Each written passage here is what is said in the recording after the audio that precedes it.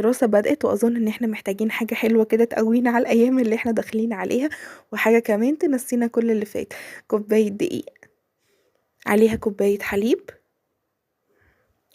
عليهم 3 معالق سكر زي ما انتوا شايفين كده، وابدأ ان انا بقى اقلبهم كويس. هي دي عجينة الفيتوتشيني زي ما انتوا شايفين كده، واقعد اقلب كويس جدا فيها عشان ما يكونش فيها اي تكتلات.